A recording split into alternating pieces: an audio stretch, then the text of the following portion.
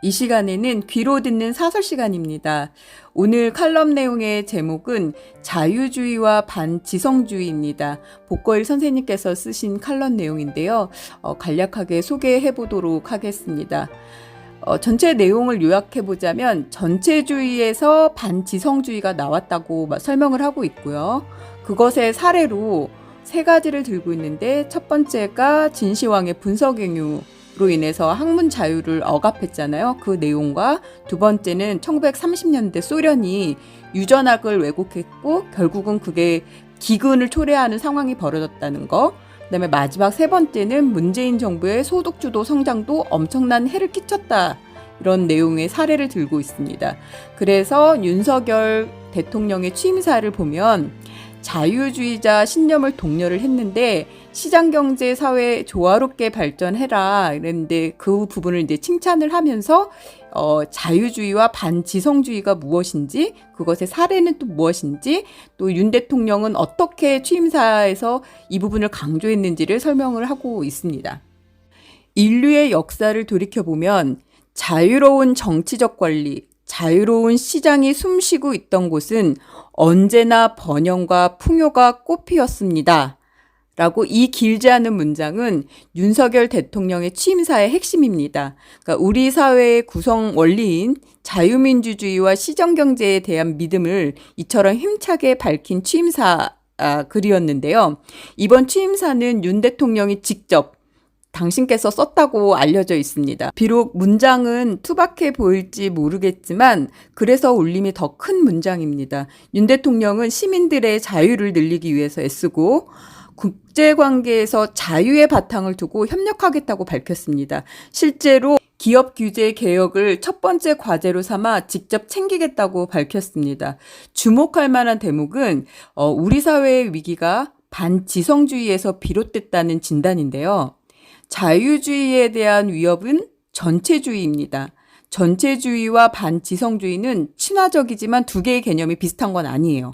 그러니까 전체주의는 나름 잘 짜여진 이념인데 반지성주의는 개인적 태도나 사회적 풍토의 모습을 가리키고 있거든요. 다시 말하면 반지성주의는 추상적인 지식과 지식인에 대한 부정적인 태도와 풍토를 가리키는 것입니다. 그러니까 전체주의의 어떤 속성 아니면 이렇게 부분적으로서 이 반지성주의가 쓰일 수 있다는 것을 말하고 있는 것입니다.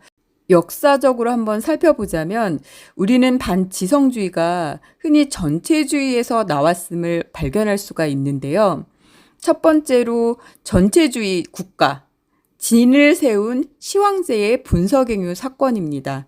제자백가가 나온 전국시대의 자유로운 풍토를 억압의 질서로 바꾸는 과정에서 이 사건이 일어났잖아요.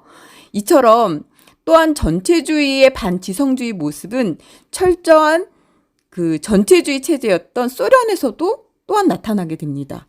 1930년대 초 트로임스 리센코라는 젊은 농업기술자가 갑자기 소련 사회의 주목을 받았었는데 그는 식물들을 한 세대가 얻은 유용한 특질은 다음 세대로 유전된다고 주장을 했어요.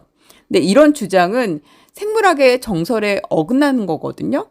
그때 당시에 다윈의 진화론과 멘델의 유전학이 결합해서 현대적 생물학이 정립된 터이긴 했어요. 그래서 체세포들의 경험은 다음 세대로 전달되지 않고 성세포들의 유전자만 다음 세대의 특질을 형성한다는 것을 모두 받아들였었어요. 그런데 이 트로핌 리센코는 유전자의 존재를 아예 부정했습니다. 이것을 리센코주의라고도 불리는데요. 공산당 정권의 매우 입맛에 맞았던 거예요. 그래서 농장들의 집단화가 불러온 생산량 급감에 대해 아주 당황했던 당시 소련은 리센코의 주장을 농업 문제 해결책으로 여겼어요. 스탈린의 지지를 받게 되자 이 리센코주의는 공식 학설이 돼버렸습니다. 그 뒤로 20년 동안 소련에서 유전학을 연구하는 학자들은 어떻게 됐냐? 직장도 잃고 감옥에 갇혔고 혹은 목숨을 잃기도 했습니다. 이런 정치적 탄압으로 러시아의 생물학은 황폐해졌어요. 당연히 결과는 잘못된 생물학의 지식을 바탕으로 둔 농업 정책을 썼기 때문에 기근은 더욱 심해졌습니다. 흥미로운 점은 1950년대 중국이 리센코주의를 받아들여서 러시아의 경험을 되풀이했다는 사실입니다.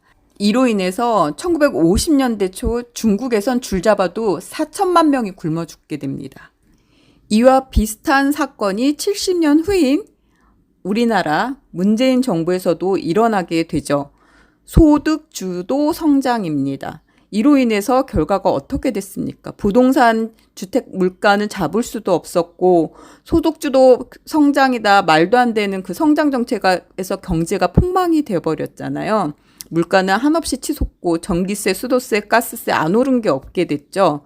이런 식의 그 당시에도 그랬고 공산당 지도자들이 리센코의 이론을 근본적으로 지지했던 이유는 전체주의와 부합한다는 점입니다. 그래서 그 당시에 생물들이 학습을 통해 천성이 쉽게 바꾼다고 주장을 했는데 스탈린이나 마오쩌둥 같은 전체주의 지도자도 인민들이 학습을 통해서 생각과 행태를 쉽게 바꿀 수 있다고 믿었거든요.